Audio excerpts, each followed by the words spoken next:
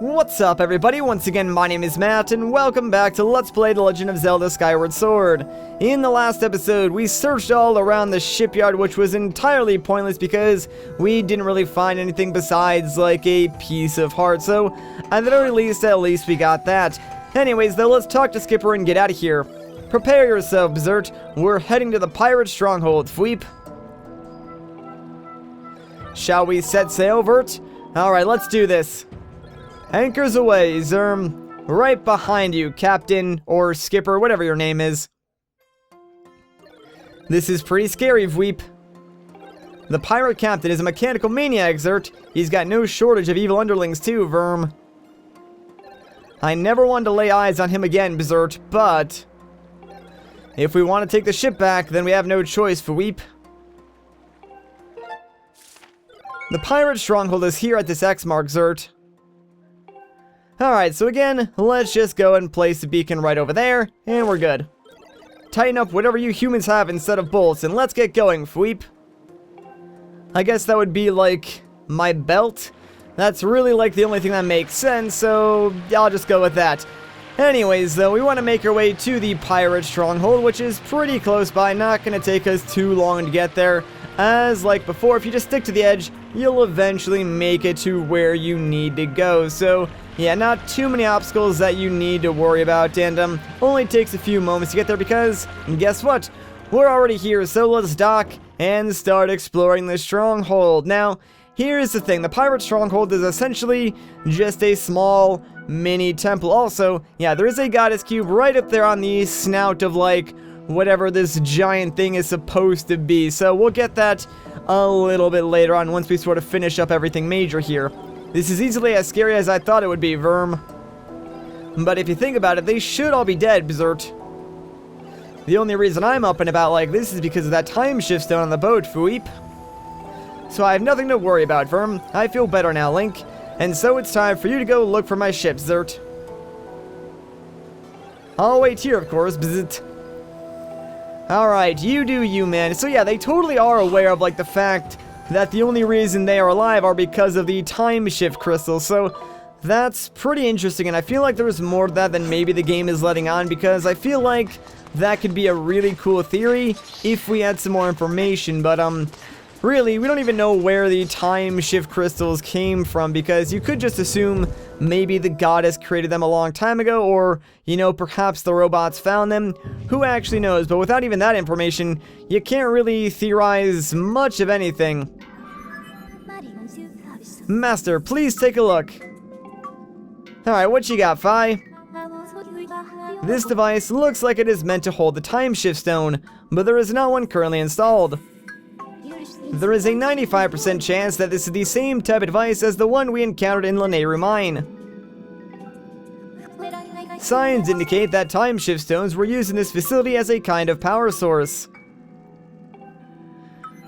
Alright, well that's some very useful information. So essentially, we have our goal. Find a time shift stone and place it inside that pedestal. That way we can power this facility. Pretty straightforward. And honestly, it shouldn't take us too long. Since this is like kind of a mini temple, I'm going to try and like run through here as fast as I possibly can, because honestly, the main sort of draw of this area is of course the real temple. And I kind of want to get to that, which we will get to next. And hey, look at that, I got myself a lizard tail, though. Didn't really want to pick that up because I was right in the middle of like doing a sword swing, so that may actually mess me up. And don't you taunt me, man. These guys are the worst just because they do that like stupid taunt thing. I mean, it leaves them open to attacks, but it's like, come on, man, don't be that guy. Just, you know, fight me like a real man, will ya? I guess they're just like so convinced that they'll beat you, they want to taunt you, but then they just end up, you know, dying instantly, so not really good at what they do.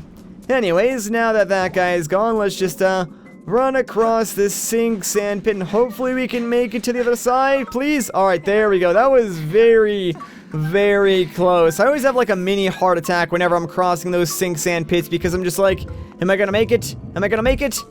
And then thankfully I do end up making it. Anyways though, if we round this corner, check it out, there's our time shift stone. Master, please take a look. This object is called a time shift orb. I conjecture that unlike the time shift stone we've seen, this device was designed to be carried around and installed in different locations.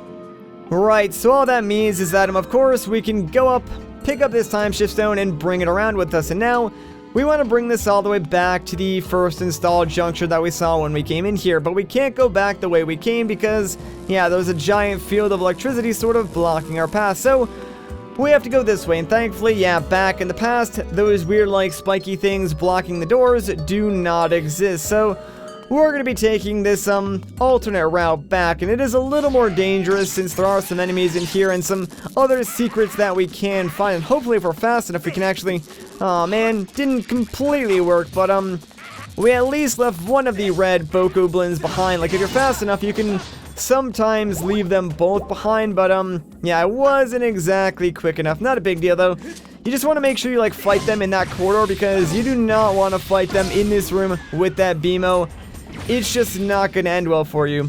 Anyways, now that the BMO is gone, let's head down here, but don't go too far with the time shift orb because you want to make sure you can reach this chest. Like if you bring it any further, it will sort of spawn another electrical grid, and you'll be out of this silver rupee. So yeah, make sure you grab this before you bring the orb too far, because it is totally worth it. Like that does make up for some of the money that I spent on that minecart minigame in the last video.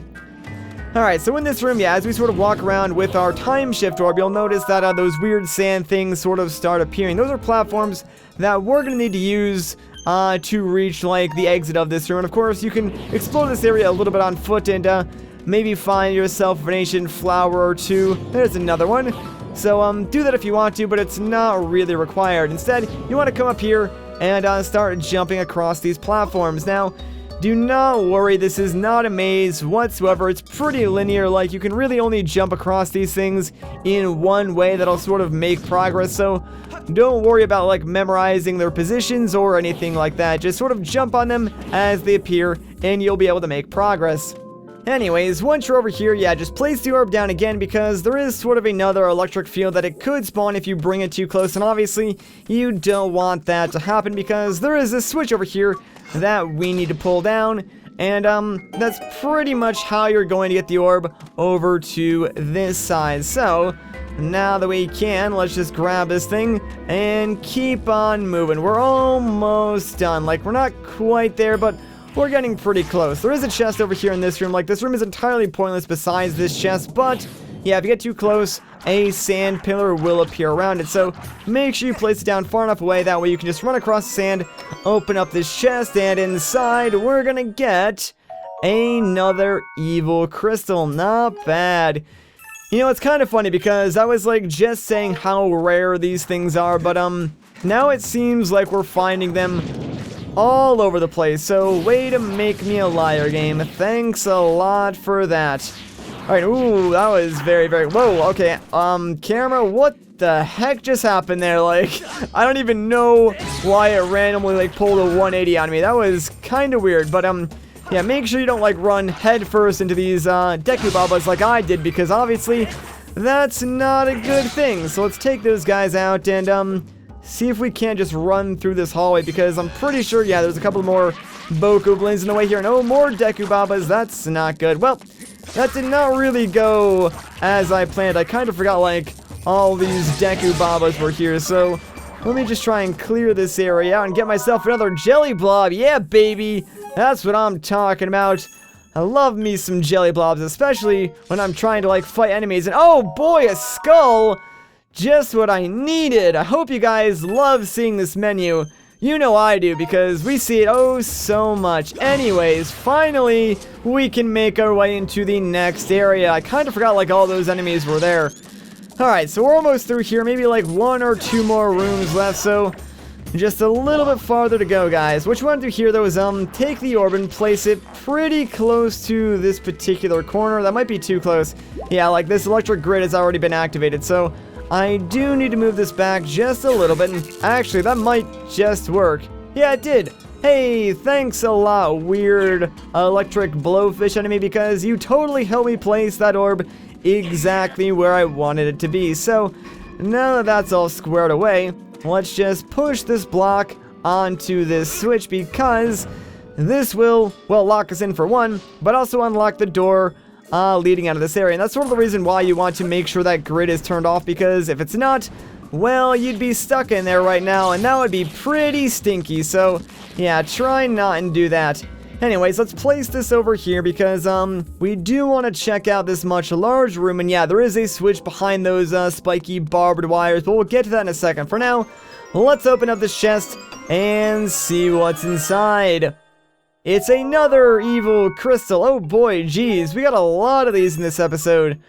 So much for them being rare. Alright, but yeah, we do want to activate that switch, so we need to get rid of those barbed wires, but obviously, we can't bring the time shift orb in here because that electric field is in the way. So what you want to do, bring it over to this left room and watch out because, yeah, there is a BMO that spawns like instantly when you bring the time shift crystal in here, so watch out for that guy in the corner. He's kind of rude.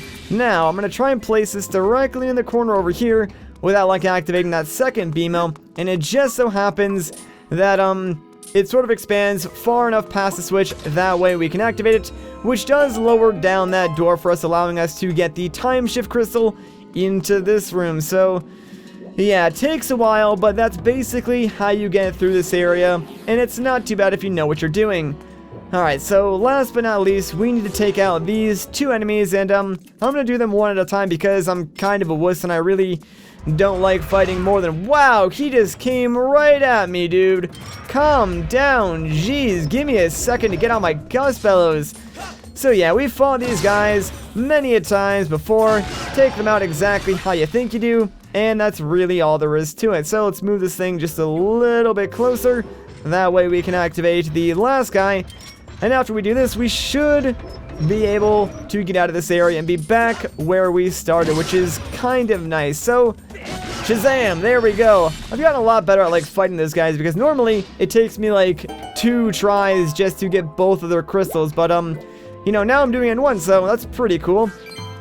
Alright, with that, yep, we are back at the beginning of this area, so let's place in the time shift orb. And check it out! Since we have restored power to this facility, it's going to open up the mouth for us. This place looks really cool with its mouth open. I don't know, I really like how it looks.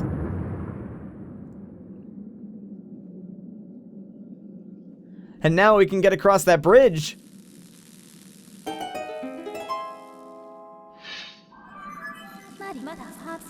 A report master. The power of the time shift orb appears to have caused a change in this structure. I recommend going outside to further assess the situation. Sounds like a good idea, but yeah, we can't go back out the way we came, which is why this door is sort of unlocked for us. So, this will take us right out the, I guess you could say, main entrance of the Pirate Stronghold, like we went sort of inside the side entrance. Now, before we do much of anything out here and like check out that bridge and look at all that like broken down ship pieces, there is a goddess cube that we need to get. So what you want to do is look right behind you and grab your claw shots because there are some targets that we can latch onto. And yes, this is how you get all the way to the top of the snout that we saw before, like when we first arrived here, and reach this goddess cube. So like this part was not like connected to the main snout, so it didn't actually like move upwards when we sort of restored power to this area. Anyway, so long, Goddess Cube. We'll see you a little bit later when you're in your chest form. So now let's jump back down again, and I recommend jumping towards where you came up because when we walk across this bridge, it's going to trigger something, and you can skip it if you jump off the main front. I have information to report, Master. Please take a look. Alright, what's up, Fi? There is a 60% probability that these masts and these sails are from the ship that protects Nehru's flame. You can now set your dowsing ability to search for the ship that holds Nehru's flame. Alright, so pretty important trigger you do not want to skip. That's sort of why I recommend just walking over the bridge. But now, we can finally search for the ship that we've been looking for all this time using our dowsing ability. So, what do you say we go and talk to Skipper and tell him that we finally have a clue as to where his ship might be? So, my ship wasn't here either, Verm. Zert? Veet? You found a clue?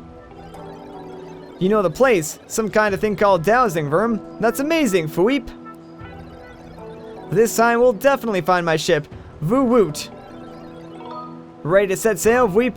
Not just yet, buddy. I see, Fweep. Because, well, you guessed it, that's going to do it for this video. So if you guys enjoyed this part, a like rating would be greatly appreciated. If you want to see more, consider subscribing. But once again, guys, my name is Matt. Thank you so much for watching, and I'll catch you in the next one.